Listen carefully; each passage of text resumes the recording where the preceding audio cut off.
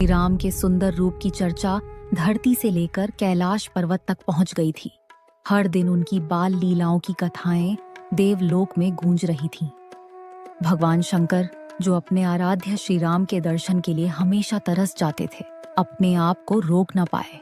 उन्होंने पार्वती जी से कहा, देवी, जिस राम के नाम को मैं दिन रात जपता हूँ, वही राम अब अयोध्या में बालक रूप में खेल रहे हैं। मैं भी उनके दर्शन करूंगा। यह सोचकर भोलेनाथ ने एक वानर का रूप धारण किया और धरती लोक पर उतर आए।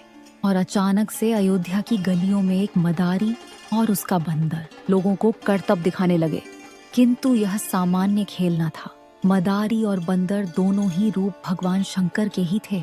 राजमहल के द्वार पर जब डमरू बजा तो लोगों की भीड़ इकट्ठी हो गई। श्री राम अपने भाइयों के साथ वहां आ गए। बंदर ने दोनों हाथ जोड़कर राम को प्रणाम किया। उनकी मुस्कान देखकर राम खिलखिलाकर हंस पड़े। भोलेनाथ का हृदय आनंद से भर गया। एक रूप में वे मदारी थे जो बंदर को नचा रहे थे, और दूसरे रूप में वही बंदर था जो राम के सामने नाच रहा था। समस्त जगत को नचाने वाले श्री राम अपने ही सेवक के नृत्य को देख प्रसन्न होकर ताली बजाने लगे।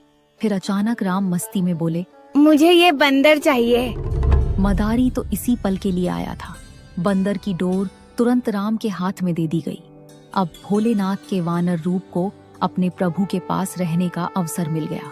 सच में सच्चा प्रेम वही है जो सेवक को अपने स्वामी के चरणों तक ले आए।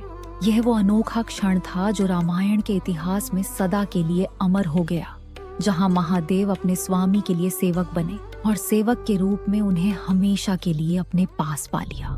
तो ये थी श्री राम की एक और बाल लीला। अगले एपिसोड में देखिए सीता का बचपन। जानने के लिए देखिए